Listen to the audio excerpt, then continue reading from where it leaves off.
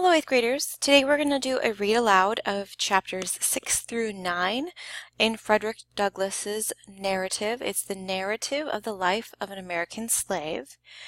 And this is your assigned reading for today. Remember that you can always read the text on your own in the lesson. You do not need to listen to the read aloud if you don't want to. Okay, we'll get started. Chapter 6.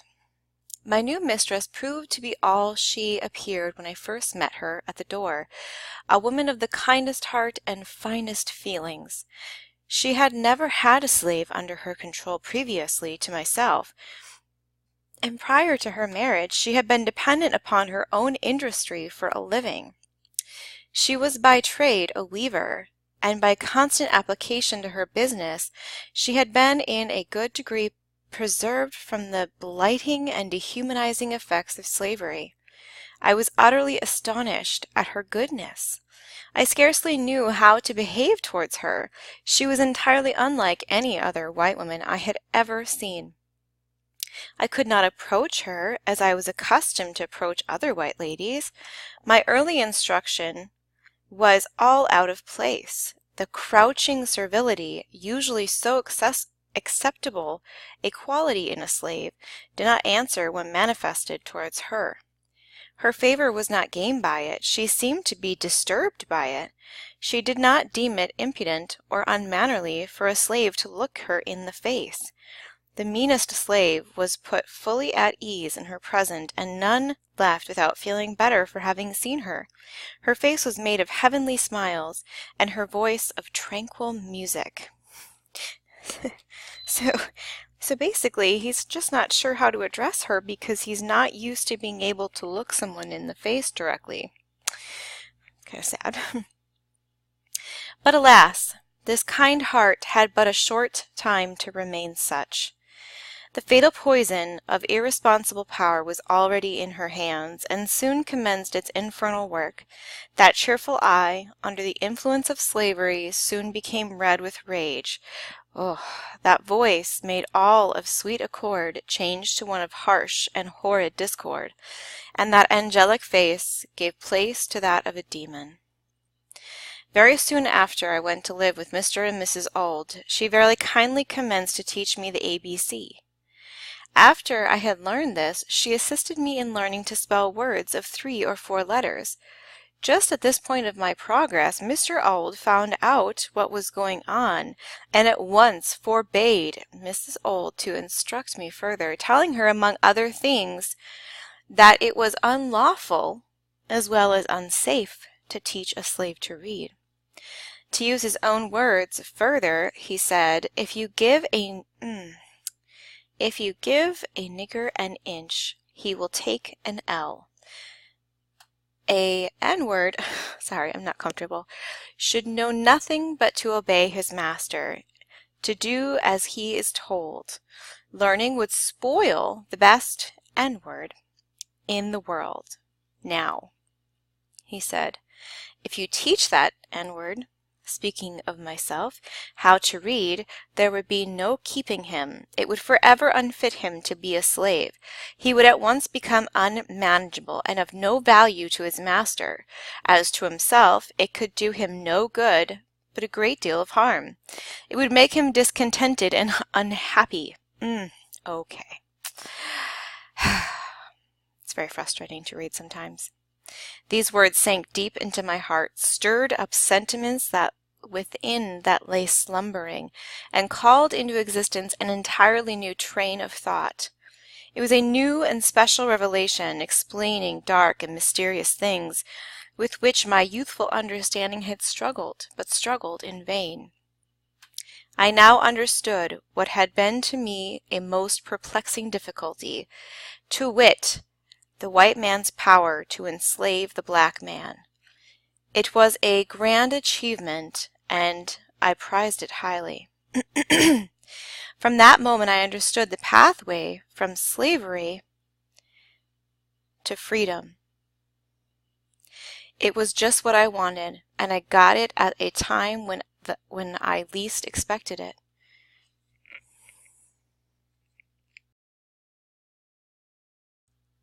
Sorry. Whilst I was saddened by the thought of losing the aid of my kind mistress, I was gladdened by the invaluable instruction which, by the merest accident, I had gained from my master. Though conscious of the difficulty of learning without a teacher, I set out with high hope and a fixed purpose, at whatever cost of trouble, to learn how to read.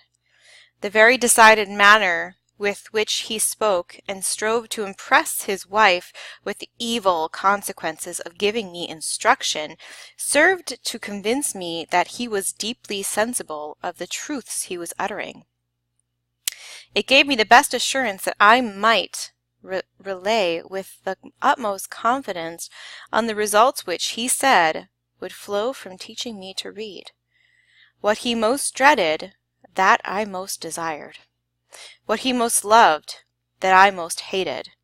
To which to him was a great evil to be carefully shunned, was to me a great good to be diligently sought, and the argument which he was so warmly urged against my learning to read only served to inspire me with a desire and determination to learn. In learning to read, I owe almost as much to the bitter opposition of my master as to the kindly aid of my mistress. I acknowledge the benefit of both. So he's talking about how the mistress, the wife, began to teach him how to read, and it was because the master so adamantly said, no, you can't do that, because he will then not be a slave anymore. So Frederick Douglass took this as, if I learn to read, I won't have to be a slave, and it meant everything to him. I had resided but a short time in Baltimore before I observed a marked difference in the treatment of slaves from that which I had witnessed in the country. A city slave is almost a free man compared with a slave on the plantation. He is much better fed and clothed, enjoys privileges altogether unknown to the slave on the plantation. There is a vestige of decency, a sense of shame that does much to curb and check those outbreaks of atrocities, cruelty so commonly enacted upon the plantation. He is a desperate slaveholder who will shock the humanity of his non-slaveholding neighbors with the cries of his lacerated slave. So some of the neighbors in Baltimore don't own slaves. And so for a man to, start whipping another man or start whipping a slave in the city where those cries can be heard, they don't tend to do that. Okay. We're over here at few are willing. Few are willing to incur the odium attached to the reputation of being a cruel master, and above all things, they would not be known as not giving a slave enough to eat. Every city slaveholder is anxious to have it known of him that he feeds his slave well, and it is due to them to say that most of them do give their slaves enough to eat. There are, however, some painful exceptions to this rule. Directly opposite to us on Philpott Street lived Mr. Thomas Hamilton. He owned 2 slaves. Their names were Henrietta and Mary. Henrietta was about 22 years of age, and Mary was about 14. And of all the mangled and emaciated creatures I ever looked upon, these 2 were the most so. Okay, his heart. His heart must be harder than stone that could look upon these unmoved. The head, neck, and shoulders of Mary were literally cut to pieces. I have frequently felt her head and found it nearly covered with festering sores, caused by the lash of her cruel mistress. I do not know that her master ever whipped her, but I have been an eyewitness to the cruelty of Mrs. Hamilton. I used to be in Mr. Hamilton's house nearly every day. Mrs. Hamilton used to sit in a large chair in the middle of the room, with a heavy cowskin always by her side, and scarce an hour passed during the day but was marked by the blood of one of the slaves. The girls seldom passed by her without her saying, "Move faster, you black gip," at the same time giving them a blow with the cowskin over the head or shoulders, often drawing blood. She would then say, "Take that, you black gip," continuing, "If you don't move faster, I'll move you." Added to the cruel lashings to which these slaves were subjected, they were kept nearly half-starved. They seldom knew what it was to eat a full meal. I have seen Mary contending with the pigs for the offal thrown into the street. So much was Mary kicked and cut to pieces that she was often called pecked than by her name. So she was even fighting like to eat garbage out of the street. That's a tough chapter. Okay, chapter 7. I lived in Master Hugh's family about 7 years. During this time I succeeded in learning to read and write. In accomplishing this, I was compelled to resort to various stratagems. I had no regular teacher. My mistress, who had kindly commenced to instruct me, had, in compliance with the advice and direction of her husband, not only ceased to instruct, but had set her face against my being instructed by any one else.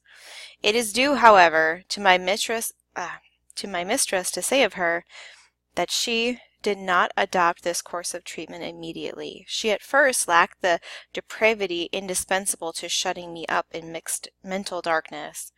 It was at least necessary for her to have some training in the exercise of irresponsible power to make her equal to the task of treating me as though I were a brute. So she took some time to figure out how to be mean. That's what that means. Okay, my mistress. My mistress was, as I have said, a kind and tender-hearted woman, and in the simplicity of her soul she commenced, when I first went to live with her, to treat me as she supposed one human being ought to treat another. In entering upon the duties of a slaveholder, she did not seem to perceive that I sustained to her the relation of a mere chattel. Remember, chattel slavery is the act of, chaining slaves and owning them. So I'll go back. She did not seem to perceive that I sustained to her the relation of a mere chattel, and that for her to treat me as a human being was not only wrong, but dangerously so. Slavery proved as injurious to her as it did to me. When I went there, she was pious, warm, and tender-hearted woman. There was no sorrow or suffering for which she had not a tear. She had bread for the hungry, clothes for the naked, and comfort for every mourner that came within her reach. Slavery soon proved its ability to divest her of these heavenly qualities. Under its influence, the tender heart became stone, and the lamb-like disposition gave way to one of tiger-like fierceness. The first step in her downward course was in her ceasing to instruct me. She now commenced to practice her husband's precepts, her husband's ideas of not educating him. She finally became even more violent in her opposition than her husband himself. She was not satisfied with simply doing as well as he commanded. She seemed anxious to do better. Nothing seemed to make her more angry than to see me with a newspaper. She seemed to think that here lay the danger. I have had her rush at me with a face made all up of fury and snatch from me a newspaper, in a manner that fully revealed her apprehension. She was an apt woman, and a little experience soon demonstrated, to her satisfaction, that education and slavery were incompatible with each other. From this time I was most narrowly watched. If I was in a separate room any considerable length of time, I was sure to be suspected of having a book, and was at once called to give an account of myself. All this, however, was too late. The first step had been taken. Mistress, in teaching me the alphabet, had given me the inch, and no precaution could prevent me from taking the ell, or the mile. The plan which I adopted, and the one by which I was most successful, was that of making friends of all the little white boys whom I met in the street. As many of these as I could I converted into teachers. With their kindly aid, obtained at different times and in different places, I finally succeeded in learning to read. Yay, I kind of want to cheer. Okay. When I was sent of errands, I always took my book with me, and by going one part of my errand quickly, I find time to get a lesson before my return. I used to always carry bread with me, enough of which was always in the house, and to which I was always welcome, for I was much better off in this regard than many of the poor white children in our neighborhood. This bread I used to bestow upon the hungry little urchins who, in return, would give me that more valuable bread of knowledge. I am strongly tempted to give the names of 2 or 3 of these little boys as a testimonial of the gratitude and affection I bear them, but prudence forbids. Not that it would injure me, but it might embarrass them, for it is almost an unpardonable offense to teach slaves to read in this Christian country. So he's saying, I can't tell you who they are because they'll get in trouble. It is enough to say of the dear little fellows that lived on Philpott Street, very near Durgin and Bailey's shipyard. I used to talk this matter of slavery over with them. I would sometimes say to them, I wished I could be as free as they would be when they got to be men. You will be free as soon as you are 21, but I am a slave for life. Have not I as good a right to be free as you have? These words used to trouble them, and they would express for me the liveliest sympathy and console me with hope that something would occur which I might be free. I was now about 12 years old, and the thought of being a slave for life began to bear heavily upon my heart. Just about this time I got hold of a book entitled The Columbian Orator. Every opportunity I got, I used to read this book. Among much of other interesting matter, I found in it a dialogue between a master and his slave. The slave was represented as having run away from his master 3 times. The dialogue represented the conversation which took place between them, when the slave was retaken the 3rd time. In this dialogue, the whole argument in behalf of slavery was brought forward by the master, all of which was disposed of by the slave. The slave was made to say some very smart as well as impressive things to reply to his master, things which had the desired though unexpected effect, for the conversation resulted in the voluntary emancipation of the slave on the part of the master. So he's saying he read this text that played out a conversation between a master and a slave, and the slave brought so many great ideas forward about why slavery was bad that the master actually listened and let him go free. In the same book, I met with one of Sheridan's mighty speeches on and in behalf of Catholic emancipation. These were choice documents to me. I read them over and over again with unabated interest.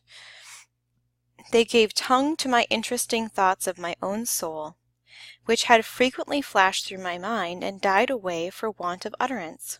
The moral which I gained from this dialogue was the power of truth over the conscience of even a slaveholder. What I got from Sheridan was a bold denunciation of slavery, a bold statement of no, slavery's bad, basically, and a powerful vindication of human rights. Here we are, the reading. The reading of these documents enabled me to utter my thoughts and to meet the arguments brought forward to sustain slavery. But while they relieved me of one difficulty, they brought on another even more painful than the one of which I was relieved. The more I read, the more I was led to abhor and detest my enslavers.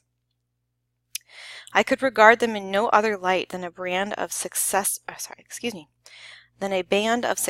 robbers who had left their homes and gone to Africa and stolen us from our homes, and in a strange land reduced us to slavery, which is essentially the history of slavery. Right here. I loathed. I loathed them as being the meanest as well as the most wicked of men.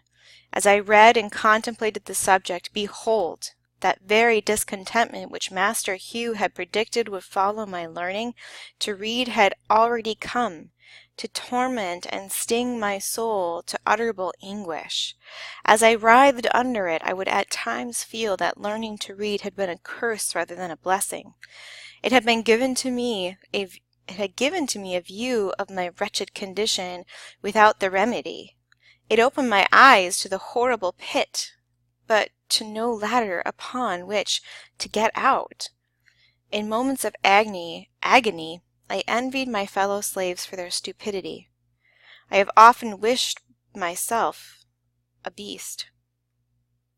I preferred the condition of the meanest reptile to my own. Anything, no matter what, to get rid of thinking. It was this everlasting thinking of my condition that tormented me. There was no getting rid of it.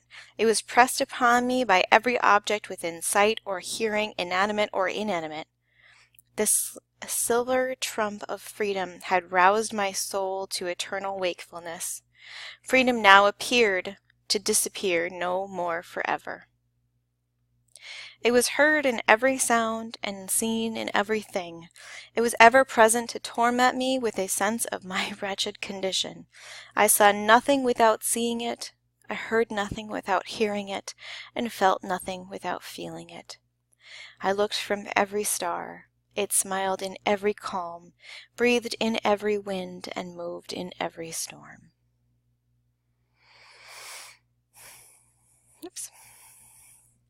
I often found myself regretting my own existence and wishing myself dead.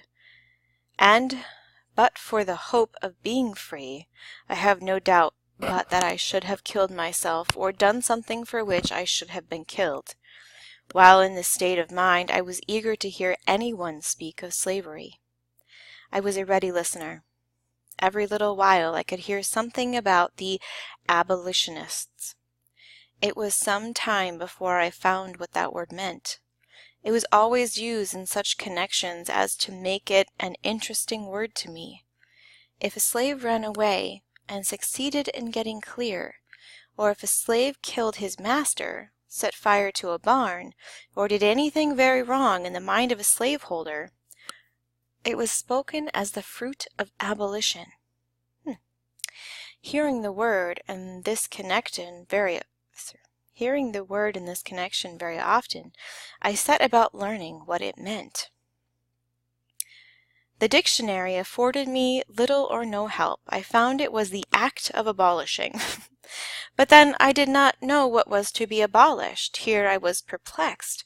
I did not dare to ask anyone about its meaning, for I was satisfied that if it was something they wanted me to know very little about.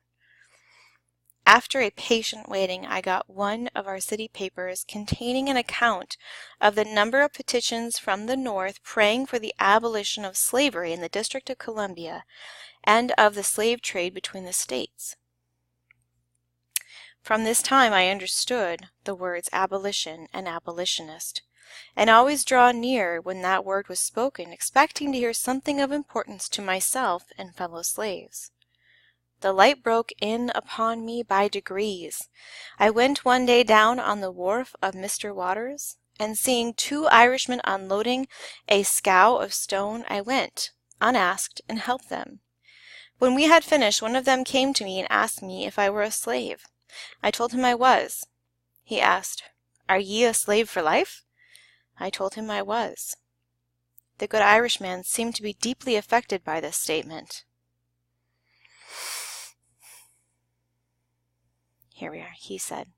He said to the other that it was a pity so fine a little fellow as myself should be a slave for life. He said it was a shame to hold me. They both advised me to run away to the North, that I should find friends there, and that I should be free. I pretended not to be interested in what they said, and treated them as if I did not understand them, for I feared they might be treacherous. White men have been known to encourage slaves to escape, and then, to get reward, catch them and return them to their masters.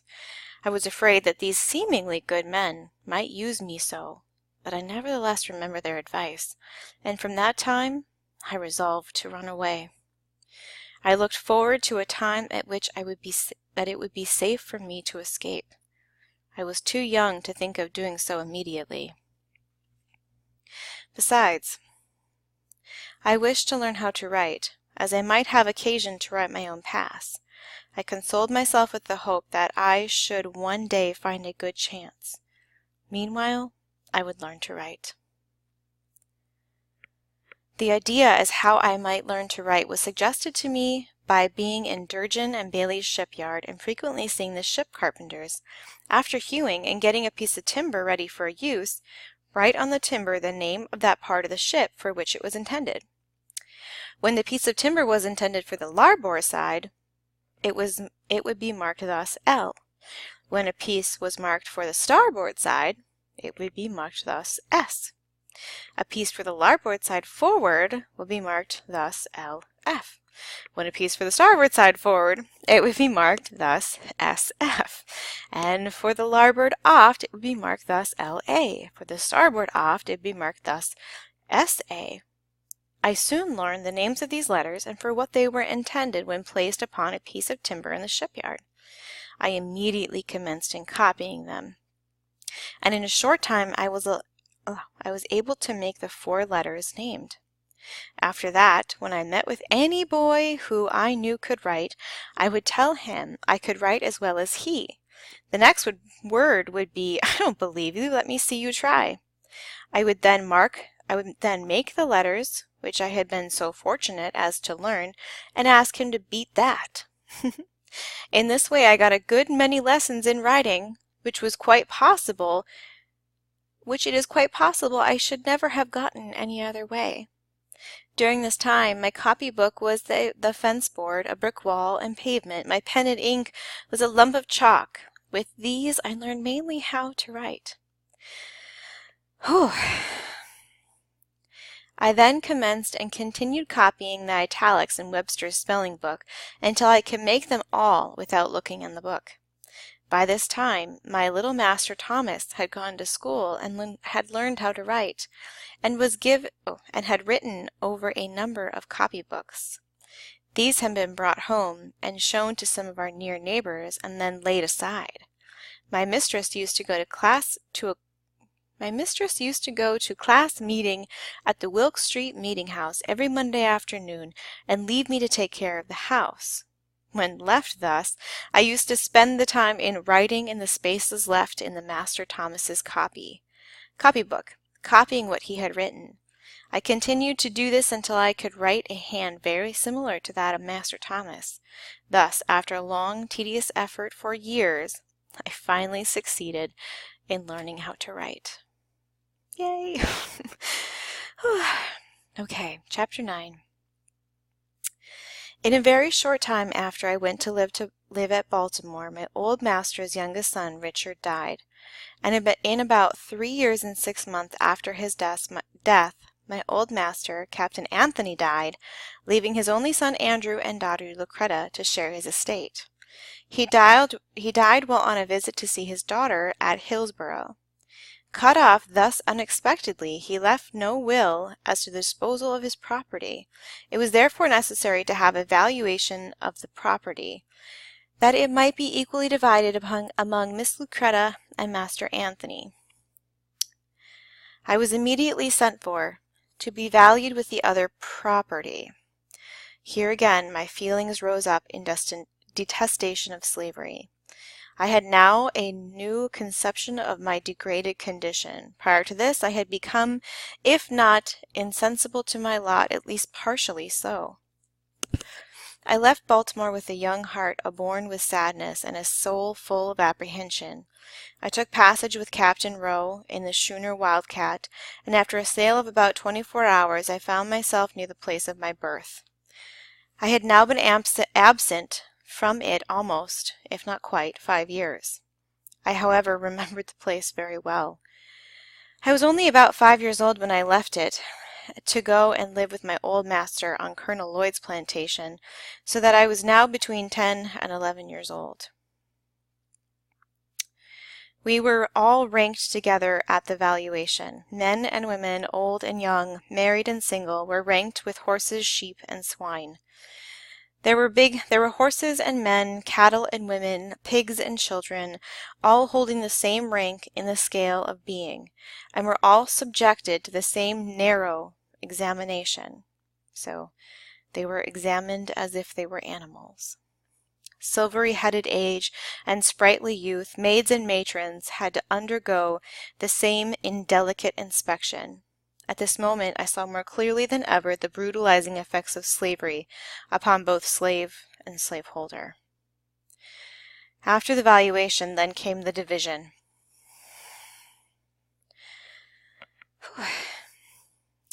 I have no language to express the high excitement and deep anxiety which were felt among us poor slaves during that time. Our fate for life was now to be decided. We had no more voice in that decision than the brutes among whom we were ranked, or the animals among whom we were ranked. A single word from the white men was enough, against all our wishes, prayers, and entreaties, to surrender forever the dearest friends, dearest kindred, family, and the strongest ties known to human beings. In addition to the pain of separation, there was the horrid dread of falling into the hands of Master Andrew. He was known to us as being the most cruel wretch, a common drunkard, who had, by his reckless mismanagement and profligate dissipation, already wasted a large portion of his father's property. We all felt that we might as well be sold at once to the Georgia traders as to pass into his hands, for we knew that this is hard for me to read. For we knew that would be our inevitable condition, a condition held by us all in the utmost horror and dread. I suffered more anxiety than most of my fellow slaves. I had known what it was to be kindly treated. They had known nothing of the kind. They had seen little or nothing of the world. They were in very deed men and women of sorrow and acquainted with grief. Their backs had been made familiar with the bloody lash, so that they had become callous. Mine was yet tender, for while at Baltimore I got few whippings, and few slaves could boast of a kinder master and mistress than myself, and thought of passing out of their hands into those of Master Andrew, a man who, but a few days before, to give me a sample of his bloody disposition, took my little brother by the throat, threw him on the ground, and with the heel of his boot stamped upon his head till the blood gushed from his nose and ears, was well calculated to make me anxious as to my fate. After he had committed to this savage outrage upon my brother, he turned to me, and said that was the way he meant to serve me one of these days, meaning, I suppose, when I came into his possession. Oh, so sad. Thanks to a kind providence, I fell to the portion of Miss Lucretta, and was sent immediately back to Baltimore to live again in the family of Master Hugh. Their joy at my return equaled their sorrow at my departure. It was a glad day to me. I had escaped a worse than lion's jaws. I was absent from Baltimore for the purpose of valuation and division just about 1 month, and it seemed to have been 6. Very soon after my return to Baltimore, my mistress Lucretta died, leaving her husband and 1 child, Amanda, and in a very short time after her death Master Andrew died. Now all the property of my old master, slaves included, was in the hands of strangers who had had nothing to do with accumulating it. Not a slave was left free. All remained slaves from the youngest to the oldest. If any one thing in my experience more than another served to deepen my conviction against the infernal character of slavery, and to fill me with unutterable loathing of slaveholders, it was their base ingratitude to my poor old grandmother. She had served my old master faithfully from youth to old age. She had been the source of all his wealth. She had peopled his plantation with slaves. She had become a great-grandmother in his service, and rocked him in infancy, attended to him as a childhood. In his childhood, skip up here, served him through life, and at his death wiped from his icy brow the cold death sweat, and closed his eyes forever. She was nevertheless left a slave for life, a slave in the hands of strangers, and in their hands she saw her children, her grandchildren, and her great-grandchildren divided, like so many sheep, without being gratified with the small privilege of a single word as to their own or her own destiny. Sorry. And to cap the climax of their base ingratitude and fiendish barbarity, my grandmother, who was now very old, having outlived my old master and all his children, having seen the beginning and end of all of them, and her present owners finding she was of but little value, her frame already racked with the pains of old age and complete helplessness fast stealing over her once active limbs, they took her to the woods, built her in a little hut, put up of a little mid-chimney, and then made her welcome to the privilege of supporting herself there in perfect loneliness, thus virtually turning her out to die. If my poor old grandmother now lives, she lives to suffer in utter loneliness, and she lives to remember and mourn over the loss of children, the loss of grandchildren, and the loss of great-grandchildren. They are, in the language of the slave poets Whittier, gone, gone, sold and gone, to the rice swamp dank and lone, where the slave whip ceaselessly swings, where the noisome insect stings, where the fervor demon strews poison with the falling dews, where their sickly sunbeams glare through the hot and misty air. Gone, gone, sold and gone, to the rice swamp dank and lone, from Virginia hills and waters. Woe is me, my stolen daughters. The hearth is desolate. The children, the unconscious children who once sang and danced in her presence, are gone. She gropes her way in the darkness of age for a drink of water. Instead, the voices of her children she hears by day the moans of the dove, and by night the screams of the hideous owl. All is gloom.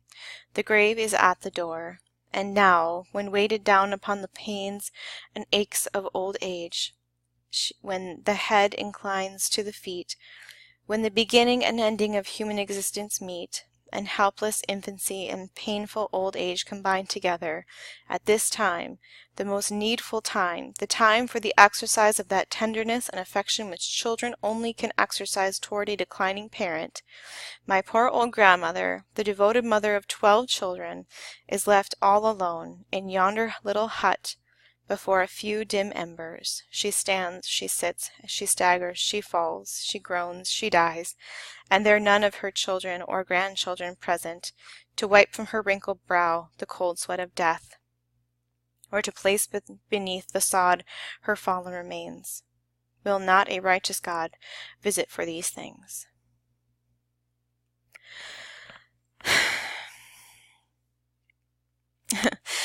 In about 2 years after the death of Mrs. Lucretta, Master Thomas married his second wife. Her name was Rowena Hamilton. She was the eldest daughter of Mr. William Hamilton. Master now lived in St. Michael's. Not long after his marriage, a misunderstanding took place between himself and Master Hugh, and as a means of punishing his brother, he took me from him to live with himself at St. Michael's.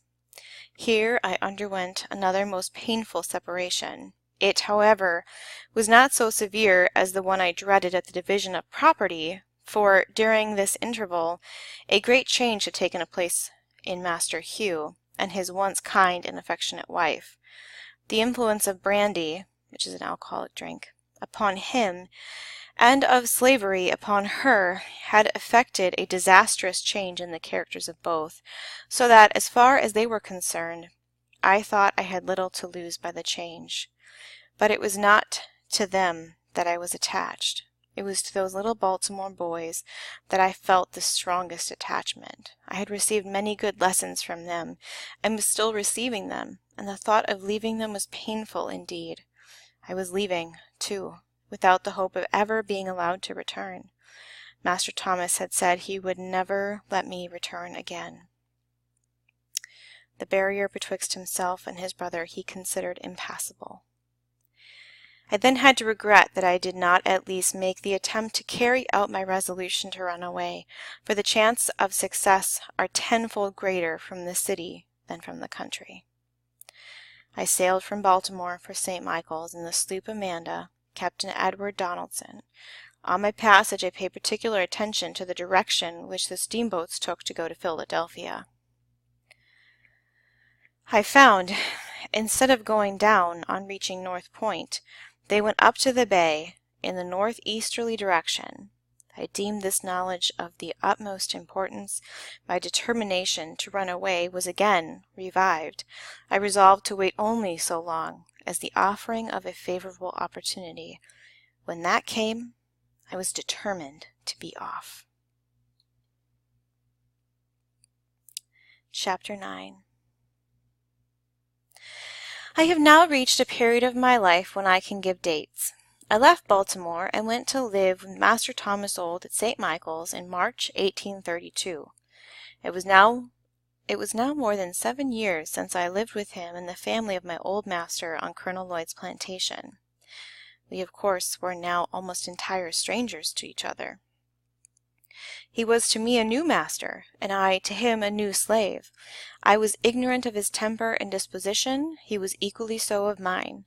A very short time, however, brought us into full acquaintance with each other. I was made acquainted with his wife, not less than with himself. They were well matched, being equally mean and cruel. I was now, for the first time during a space of more than 7 years, made to feel the painful gnawings of hunger, of something which I had not experienced before since I left Colonel Lloyd's plantation. It went hard enough with me then, when I could look back to no period at which I had enjoyed a sufficiency. It was tenfold harder after living in Master Hugh's family, where I always had enough to eat, and that of that which was good. I have said Master Thomas was a mean man. He was so. Not to give a slave enough to eat is regarded as the most aggravated development of meanness even among slaveholders. The rule is, no matter how coarse the food, only let there be enough of it. This is the theory. And in part of Maryland from which I came, it is the general practice, though there are many exceptions. Master Thomas gave us enough of neither coarse nor fine food. There were 4 slaves, all of us in the kitchen, my sister Eliza, my Aunt Priscilla, Henny, and myself, and we were allowed less than half a bushel of cornmeal per week, and very little else, either in the shape of meat or vegetables. It was not enough for us to subsist upon. We were then, therefore, reduced to the wretched necessity of living at the expense of our neighbors. This we did by begging and stealing, whichever came handy in the time of need, the one being considered as legitimate as the other. A great many times have we poor creatures been nearly perishing with hunger, when food in abundance lay mouldering in the safe and smoke-house, and our pious mistress was aware of that fact, and yet that mistress and her husband would kneel every morning and pray that God would bless them in basket and store.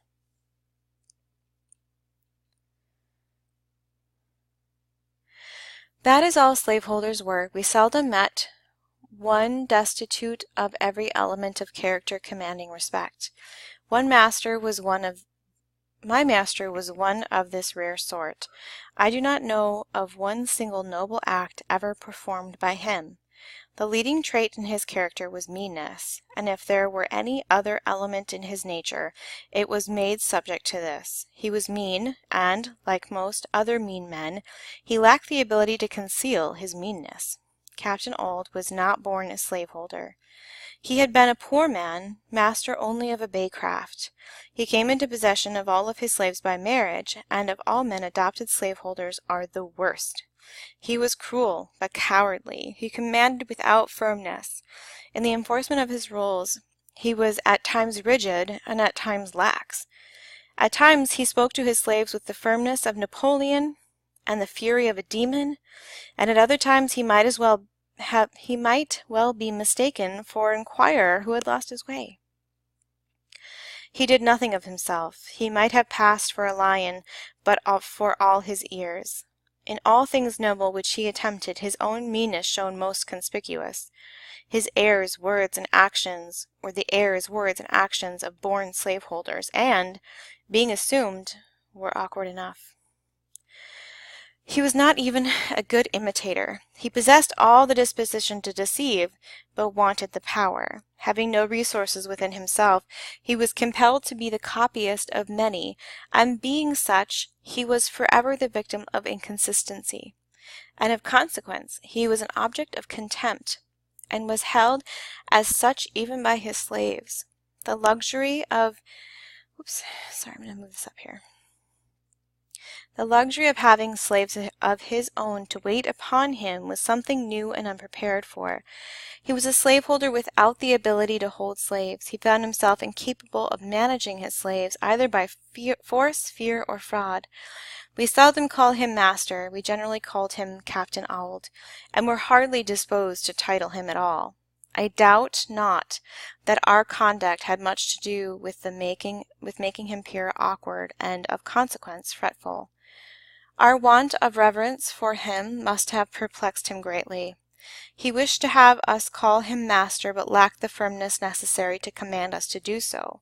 His wife used to insist upon our calling him so, but to no purpose.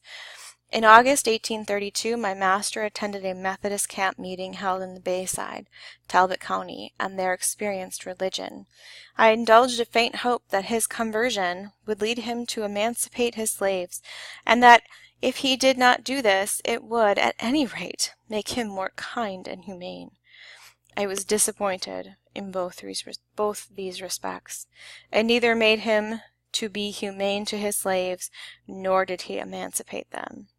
If it had any effect on his character, it made him more cruel and hateful in all his ways, for I believe him to have been a much worse man after his conversion than before. Prior to his conversion, he relied upon his depravity to shield and sustain him in his savage barbarity, but after his conversion he found religious sanction and support for his slave-holding cruelty.